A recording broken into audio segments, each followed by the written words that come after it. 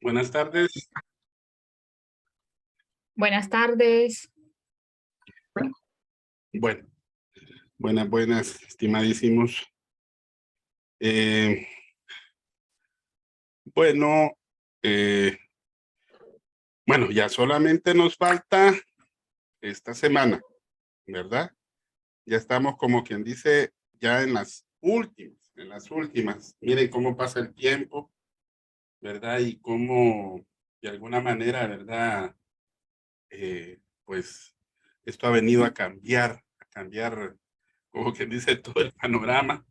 Hoy les compartí pues las notas precisamente de la segunda unidad para que ustedes ya supieran, ¿verdad?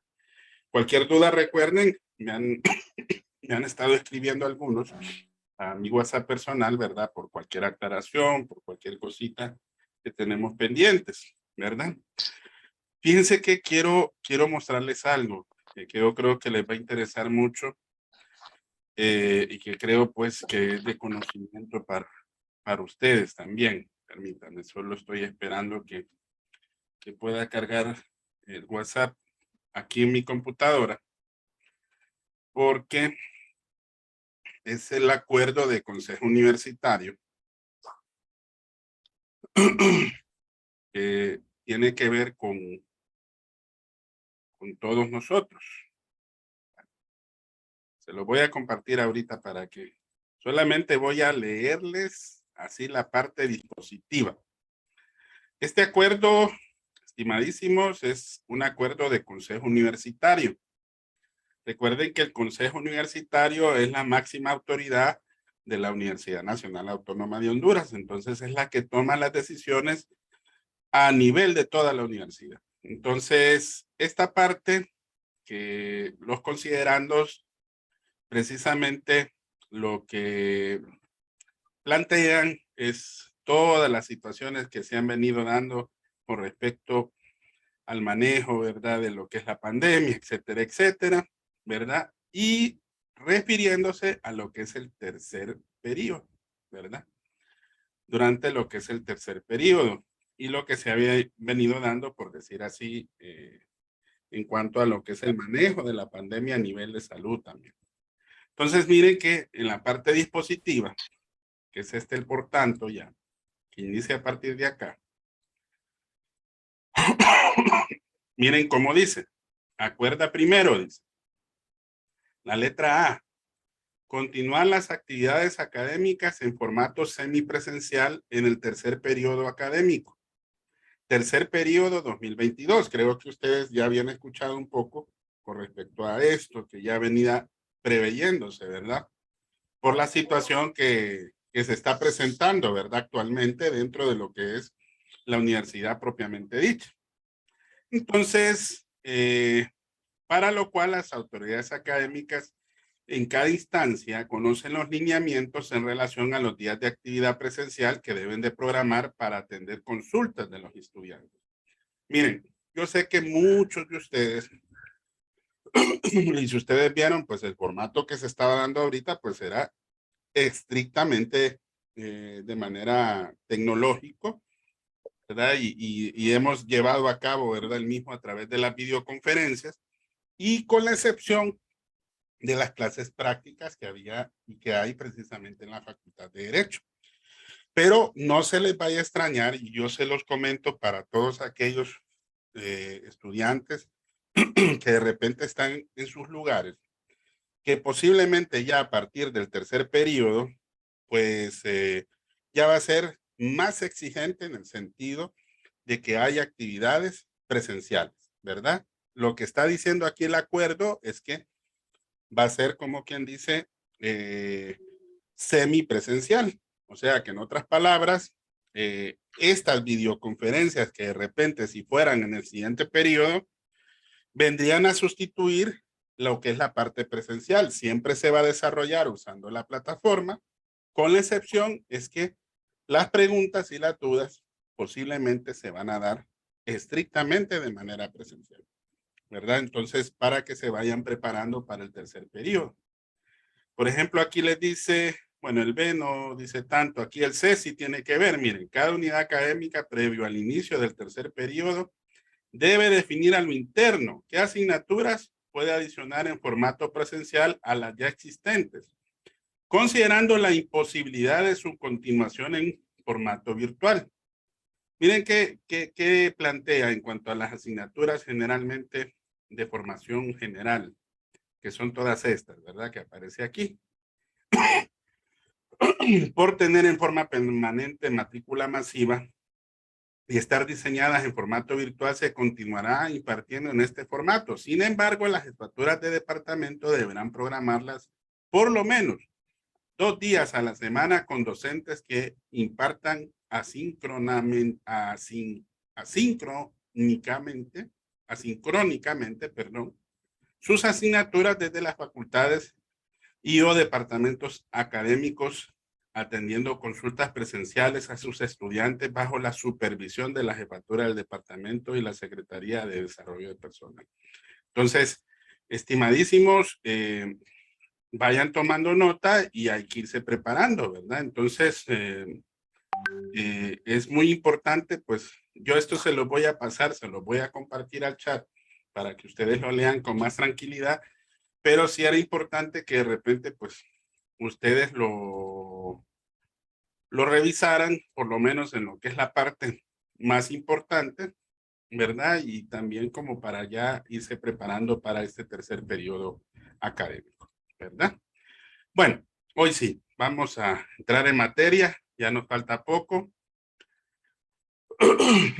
Hoy vamos, perdón, hoy vamos a hacer un poquito, vamos a reflexionar un poco lo que es el capítulo, creo que nos quedamos en el capítulo 7.12, si no mal recuerdo, ¿verdad? Que era de, a ver, 7.11, perdón, 7.12 en ese sentido no lo profundizamos. Hablamos del procesamiento de la información, los pasos para el procesamiento de datos, que se recuerdan que habíamos hablado que puede ser de forma tecnológica, y el análisis de los resultados, que esa es la parte que precisamente vamos a tocar ahora. Bueno, esto de la parte del análisis de los resultados y en comparación a lo que es el material también de María Antonieta Tapia, si ustedes se recuerdan, habíamos también planteado lo del trabajo de gabinete, que lo del trabajo de gabinete viene a ser al mismo tiempo lo que llamamos dentro del material de Bernal el análisis de los resultados o la discusión. Ahora, ¿qué entienden ustedes con sus propias palabras? ¿En qué consiste el análisis de los resultados? A ver, ¿algún voluntario?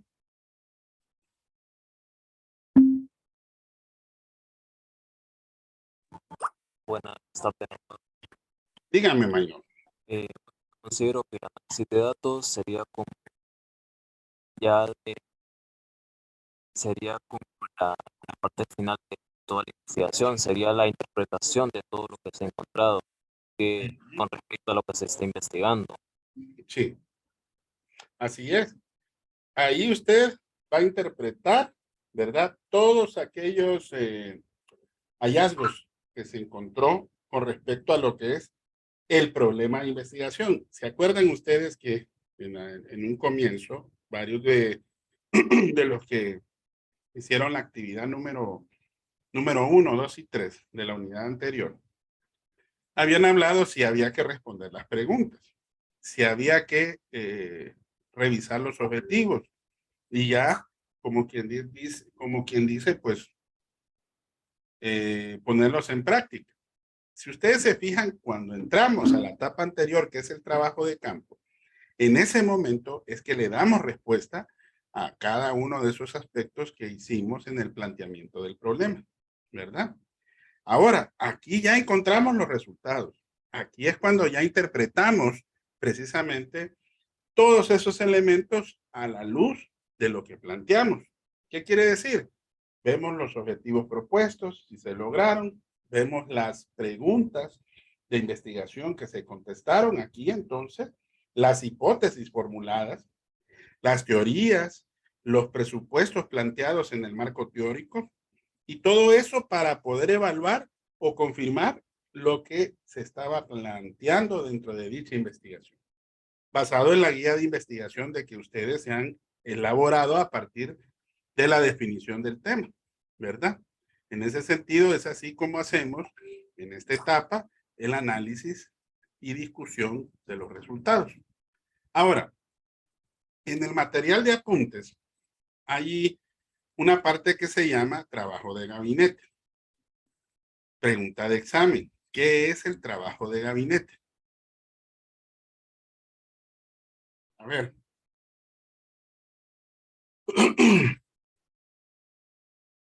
¿Quién me podría responder? Es la tabulación o presentación de los datos. ¿Sí? En otras palabras, Son los hallazgos, pero en cifras. Son- es de lo que estábamos hablando, ¿sí, Rodrigo? Es exactamente lo mismo, ¿verdad? En otras palabras, el análisis de los resultados se le conoce también con el nombre de trabajo de gabinete, ¿verdad? Análisis, discusión e interpretación de los resultados. ¿Cómo los presentamos? ¿Cómo los podemos presentar? De acuerdo a Tapia, María Antonieta. ¿De qué manera, por ejemplo, presenta usted los datos que ustedes han obtenido? De 4 formas. Representación escrita, semitabular, tabular y gráfica. Son las más comunes. Las dos más comunes ya ustedes ven que son la tabular y también la gráfica, ¿verdad? Casi siempre cuando se presentan las tablas y los gráficos es la forma más práctica de poder presentar lo que a veces se hace o se describe dentro del texto o dentro de lo que es la opción semitabular. Es la más común, es las dos más utilizadas, ¿verdad? Escrita es que usted resalta de manera escrita los datos. Semitabular es que de cierta manera esos datos están resaltados de alguna manera. Por ejemplo, en negritas, entre comillas, entre paréntesis. Es decir, que da la impresión de que nosotros estuviéramos viendo casi lo que es una tabla. Y la tabla, pues tal como lo dice, es cuando transmitimos esos datos de manera ordenada a eh, a una tabla que tiene filas y columnas, ¿verdad? Y la parte gráfica, nosotros, usando los programas como el Excel, solo ingresamos la tabla y si ustedes se fijan, seleccionamos toda la tabla y podemos ya generar un gráfico, ¿verdad? Entonces, es una forma ordenada de poder presentar los hallazgos que hemos logrado, ¿verdad? Bueno, ahora, ahí terminamos con la parte del material de Tapia, María Antonieta. Hablemos un poquito siempre del análisis de los resultados. Perdón, que ando un poquito apretado del pecho. Bueno, en la parte de análisis de los resultados, en términos generales, cuando nosotros evaluamos todo lo que hemos mencionado, el investigador debe indicar, de cierta manera, si el estudio que realizó respondió o no precisamente a todo lo que se planteó durante el proceso de investigación científica, pero más específicamente, como les dije, a lo que está dentro del planteamiento del problema. ¿Ok? Ahora, esta parte es parte ya del desarrollo de la investigación. Todo lo que vimos hacia atrás, del trabajo de campo hacia atrás, eso es parte de lo que es la parte del anteproyecto. Y eso lo vamos a reflexionar en el capítulo 8, para que ustedes se ubiquen, ¿verdad?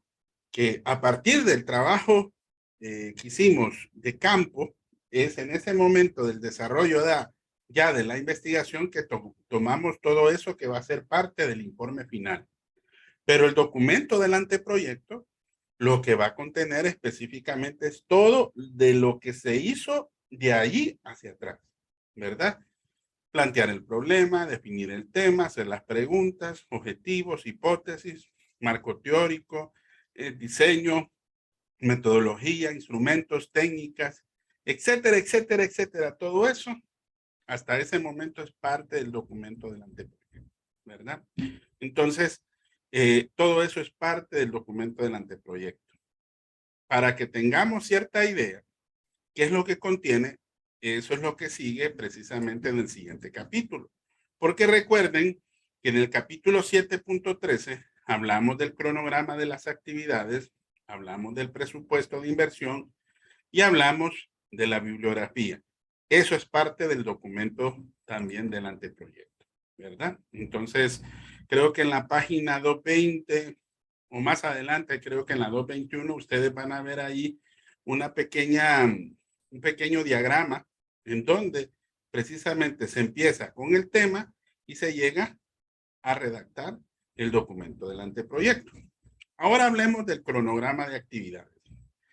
Vaya, esto que hablamos para elaborar un cronograma y elaborar un presupuesto, ¿qué sentido tendrá? A ver, alguien que me explique en pocas palabras por qué será tan importante elaborar un cronograma y un presupuesto en una investigación. Para llevar un orden establecido y tener una mejor idea de cómo se va a llevar el proyecto. Así es. Y Fanny, esos dos aspectos nos permiten llevar a cabo, vaya, en César Bernal le llama de otra manera. ¿Con qué otro nombre se le conoce a estas dos actividades? Para que aterricemos un poquito en esa idea. ¿Cómo le llama Bernal?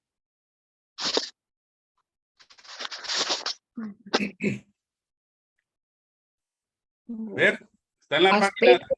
Aspectos administrativos de la investigación. Así es. En la página 223, en el primer párrafo al final, ahí ustedes van a ver esa parte puntual. A lo que son el cronograma de actividades y el presupuesto de inversión, le llamamos aspectos administrativos de la investigación, ¿verdad?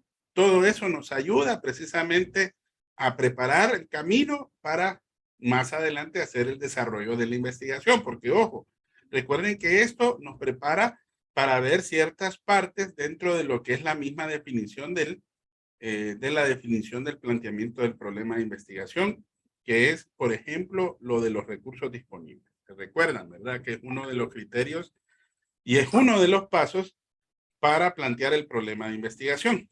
Bueno, ahora hablemos del cronograma. ¿En qué consiste un cronograma?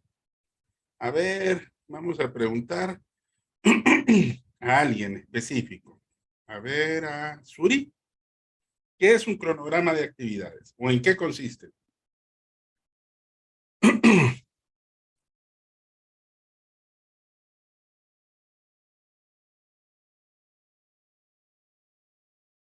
¿Alguien que le ayude? Abogado dijo Suri o Suri.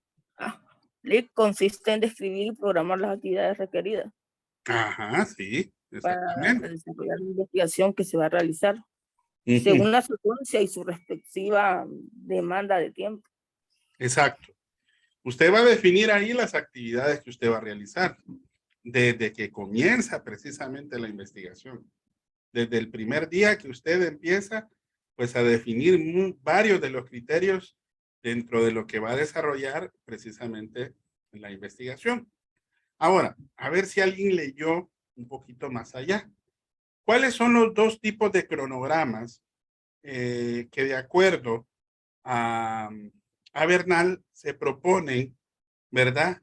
Para poder graficar precisamente esas actividades. ¿A cómo se le llama a esos dos tipos de gráficos? Perdón, es al revés, ¿verdad? Para poder definir el cronograma, lo podemos plantear en base a dos ejemplos o tipos de gráficos. ¿Cuáles son los dos más comunes? A ver si alguien lo leyó.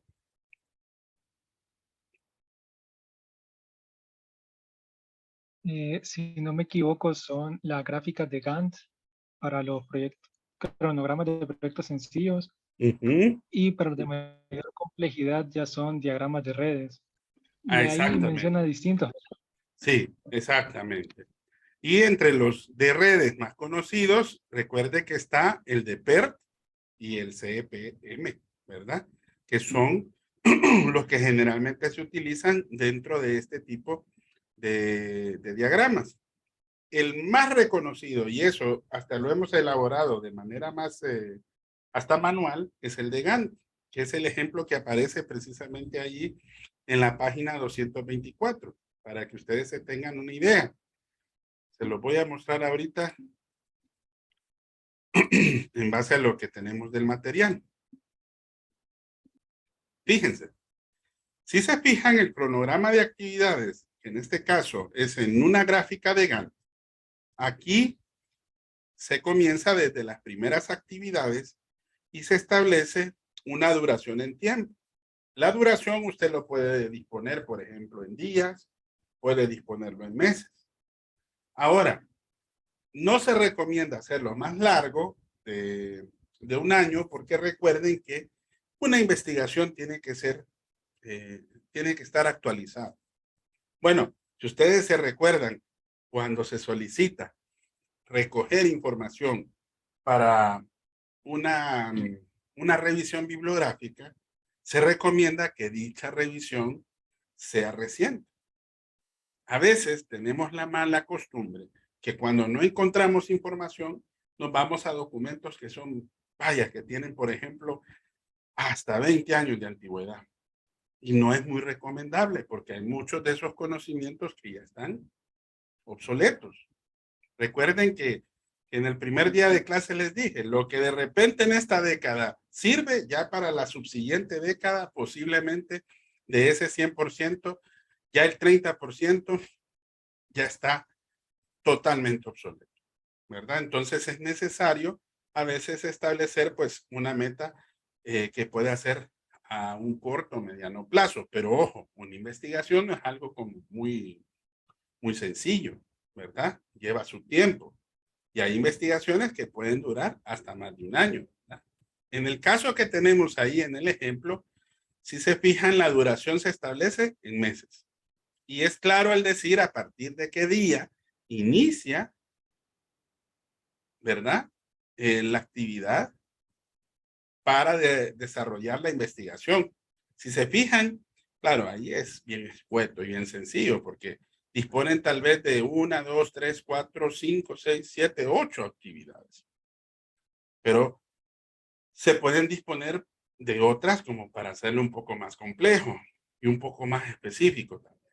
Pero en este caso, si se fijan, hay actividades que dentro de lo que es la parte compleja del tiempo, abarcan tiempo dentro del mismo lugar. Vaya, ¿qué actividad abarca todo el proceso de investigación científica? Si ustedes lo ven ahí. A ver, Fanny, ¿qué actividad que usted ve ahí abarca esos 11 meses?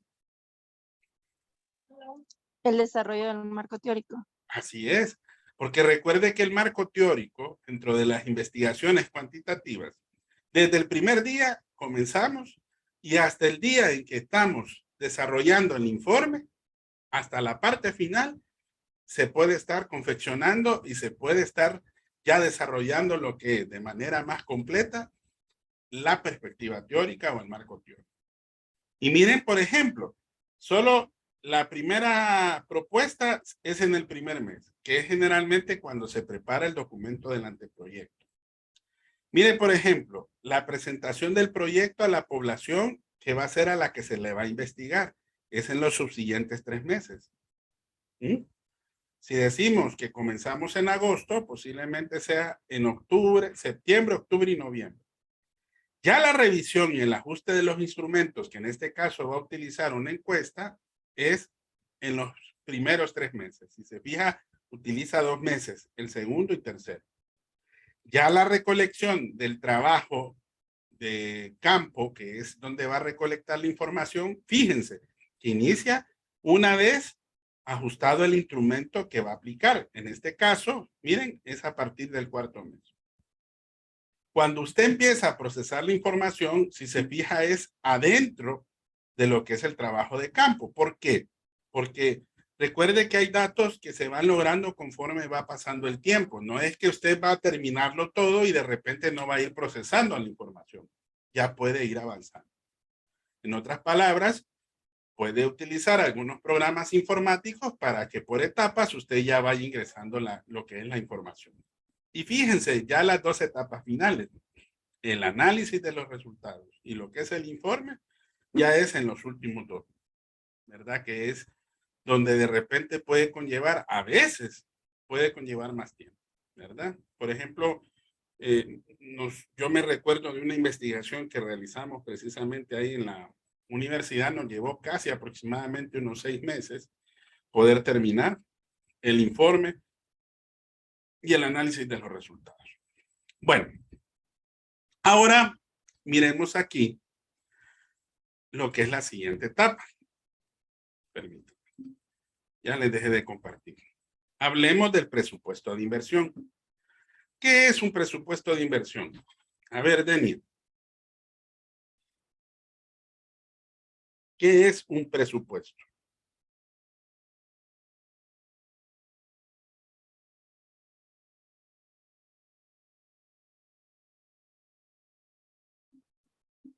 ¿Judith?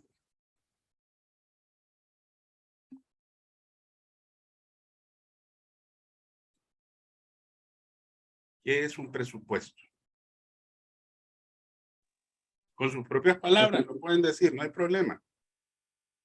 Es el que va a financiar toda la investigación. A ver. Un presupuesto. Abogado. Ajá, dígame yo. En mis propias palabras, yo diría que es como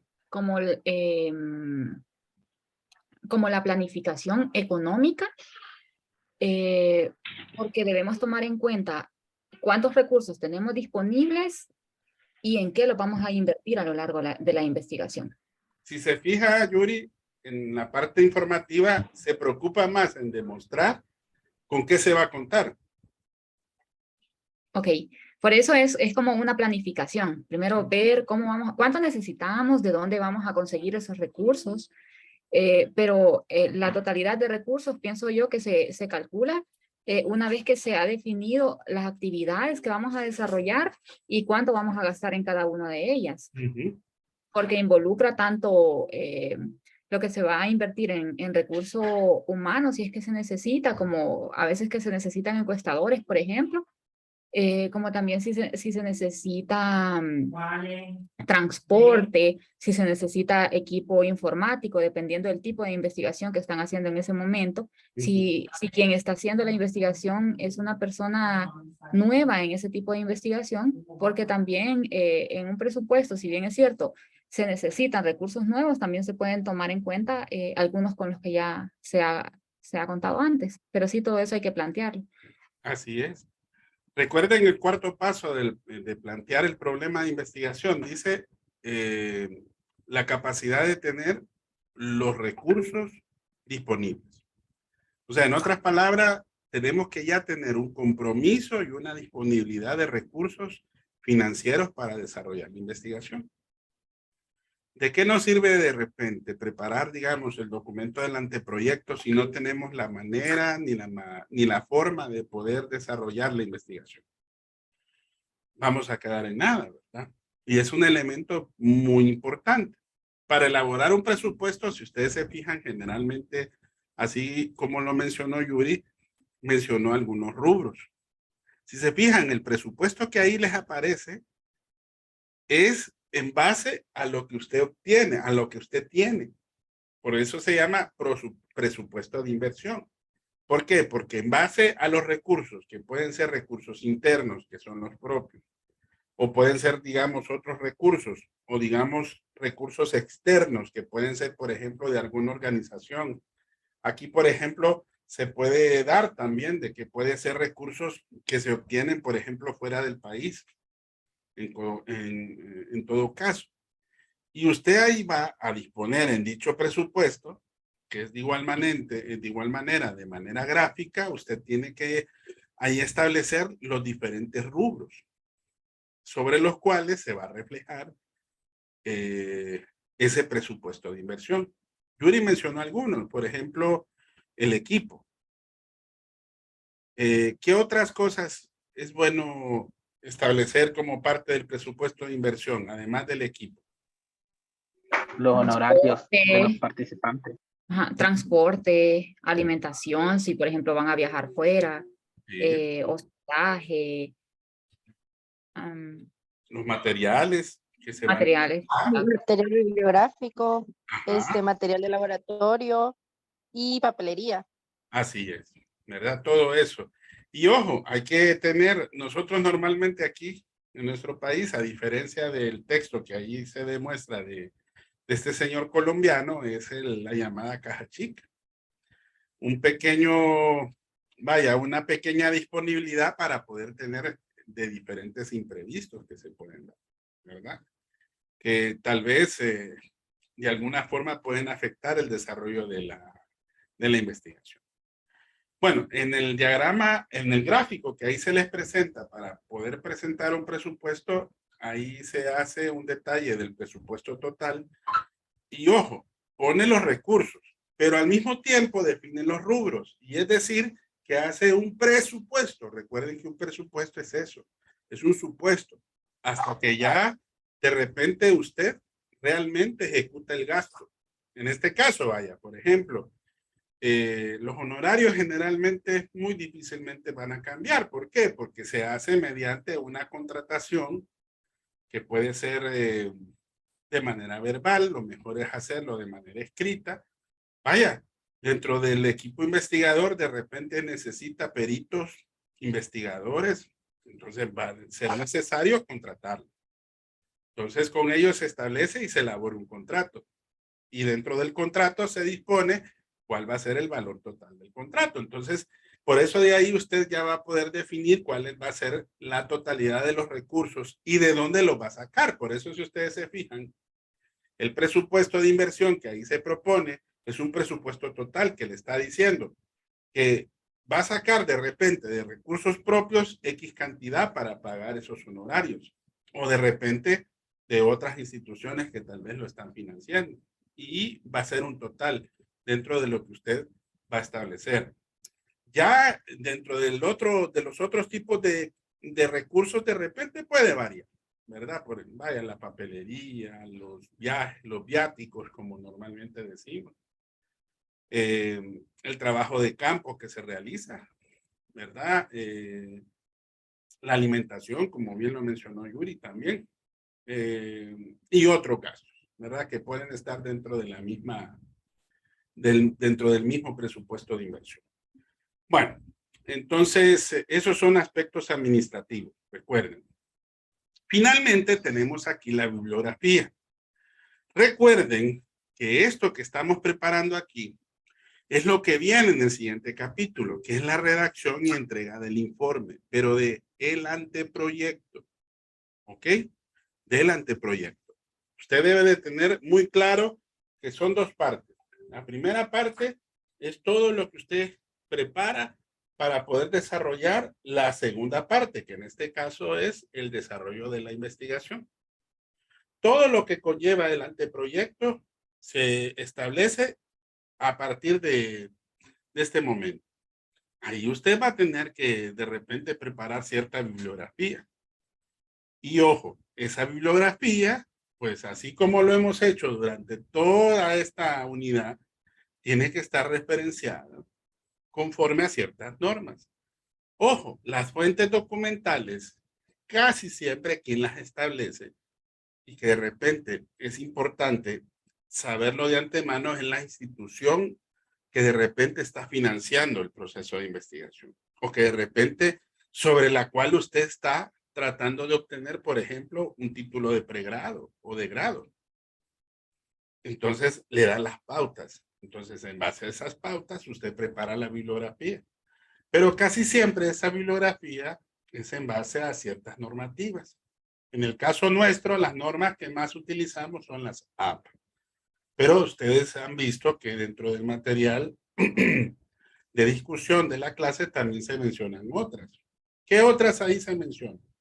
Hay una más que es de las más comunes. Que generalmente se usa para investigaciones científicas. ¿Cómo se les llama?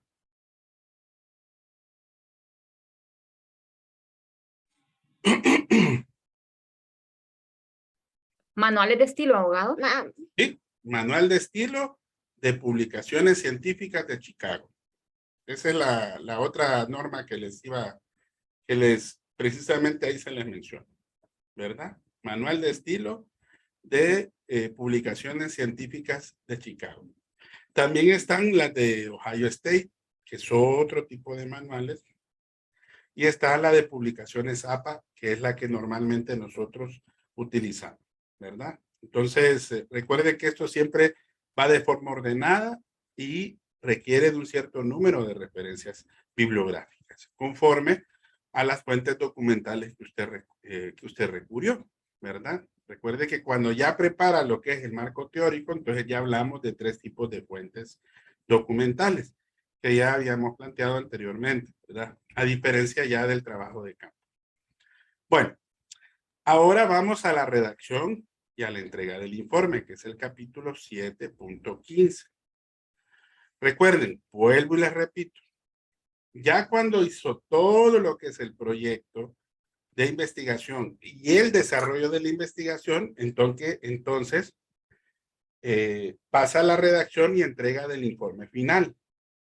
Pero ojo, hay que saber diferenciar. Uno, que es la redacción y entrega del informe final, y la redacción y entrega del informe del anteproyecto, que es otra cosa. Que recuerden que en ese sentido va de acorde, ¿verdad?, a lo que nosotros vamos a proponer desarrollar o vamos a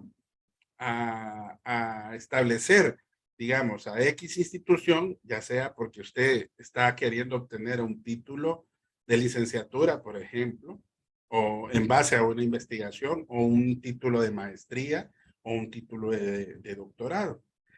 Todo eso que está ahí planteado es lo que hablamos desde lo que es la definición del tema hasta lo que es esta parte que estábamos planteando, que es el cronograma y presupuesto de inversión.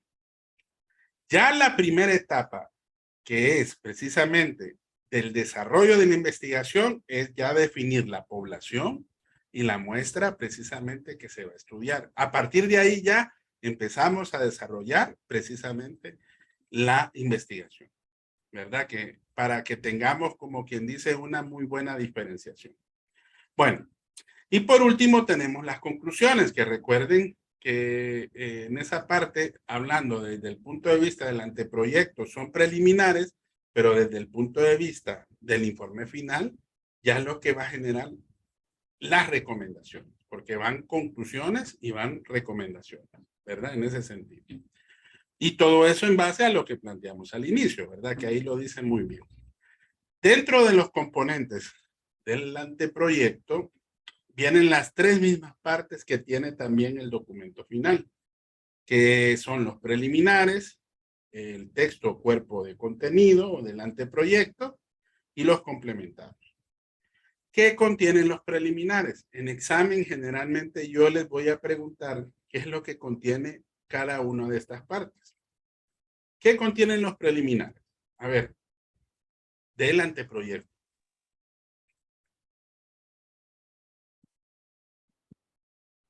La introducción, los capítulos y las conclusiones. A ver, ¿segura? Ok. A ver, sí, y las recomendaciones también. Preliminares. Perdón. Portada y tabla de contenido. Ajá. Sí, son las portadas y la tabla del contenido. Exactamente. Ajá. Y les voy a comentar algo. Eso es lo que usted lleva al principio cuando usted va, cuando la institución sobre la cual está haciendo o donde está realizando el proyecto de investigación científica es lo primero que le van a aprobar. Los preliminares. Porque ¿de qué va a servir de repente llevar a cabo y desarrollar el resto de elementos si no ha sido aprobado, si no ha sido, por decir así, debidamente sustentado como para poder decir vale la pena realizar este proyecto de investigación científica. Entonces, antes cuando se hacía esto en la Facultad de Derecho, ahora ustedes no hacen una investigación, ¿verdad? Sino que cumplen otros requisitos que ya están en el nuevo plan de estudios. Por ejemplo, a mí sí me tocó hacer eso, ¿verdad? En el periodo, perdón, sí, porque yo estuve precisamente con el plan de estudios de 1976, donde nos pedían realizar una investigación científica dentro de las ciencias jurídicas y teníamos que defenderlo delante de una terna. Después se descontinuó esa práctica y después se volvió a retomar. Actualmente se volvió a descontinuar, ¿verdad? Entonces ahora lo que hacemos es presentar un informe, pero ojo, ya dentro de lo que es propiamente la práctica, ¿verdad? Que ustedes realizan y asimismo también un pequeño proyecto de investigación que ustedes desarrollan en un seminario de investigación, ¿verdad? Que son las últimas clases, bueno, las últimas asignaturas que se llevan antes de que ustedes obtengan el título de abogado. Ahora, eso es lo que contiene los preliminares.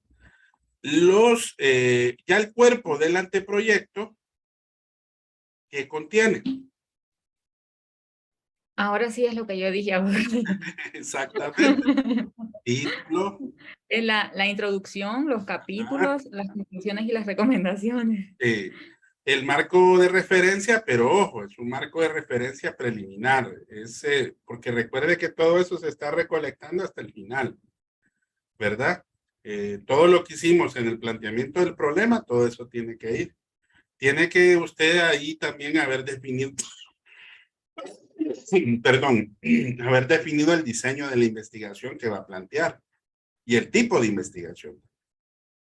¿Qué estrategias va a utilizar? ¿Qué técnicas son las que va a proponer, por ejemplo, para poder usted implementarlas? ¿Qué población, qué muestra va a definir? Y por último, las dos cosas que hablamos ahorita, que son los aspectos administrativos. El cronograma de actividades y el presupuesto de inversión. Y ojo, tiene que ir también una bibliografía. La bibliografía siempre se acompaña, porque recuerden que esa sustenta toda esa primera parte del anteproyecto, ¿verdad? Toda esa parte del anteproyecto. Y finalmente, los complementarios, que recuerden que, como su palabra lo dice, son los anexos, porque complementan, ¿verdad? Son todos aquellos documentos que no se pueden incluir dentro del contenido, pero que soportan la investigación. Imagínense, de repente puede acompañar ahí un brochure, por ejemplo, de información, algunas fotografías, digamos, de dónde va a desarrollar, un mapa, puede ser también qué instrumentos va a utilizar, ¿verdad? Dentro de lo que es la investigación, etcétera, etcétera, etcétera, ¿verdad? Todo eso puede ir dentro de los complementarios. Bueno, nos vamos a quedar hasta aquí, estimadísimos. Mañana nos vamos a ver, no se les olvide, mañana vamos a hacer una lectura dirigida.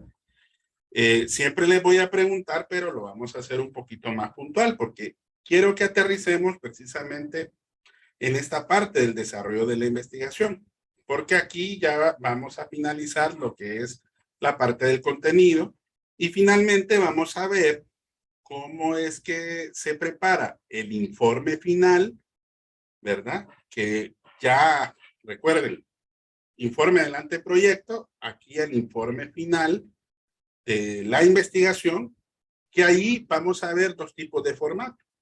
El formato en base a un informe que es de trabajo de grado, que es normalmente cómo se hace un reporte o informe final de investigación, y el otro que es como un artículo periodístico, que tienen ciertas diferencias, ahí ustedes se van a fijar. Entonces lean esa parte para mañana, eso es lo que vamos a evacuar el día de mañana y el jueves, porque recuerden que ya el viernes pues tenemos el examen final. Así que nos vemos mañana. Si tienen algunas dudas o preguntas, ahí vamos a estar pendientes y cualquier otra cosa, pues mañana las evacuamos. ¿verdad? Ya ahorita solo falta un minuto para terminar la hora clase. Nos vemos mañana, cuídense. Hasta mañana. Ahí está la zapa que le dijo la lista.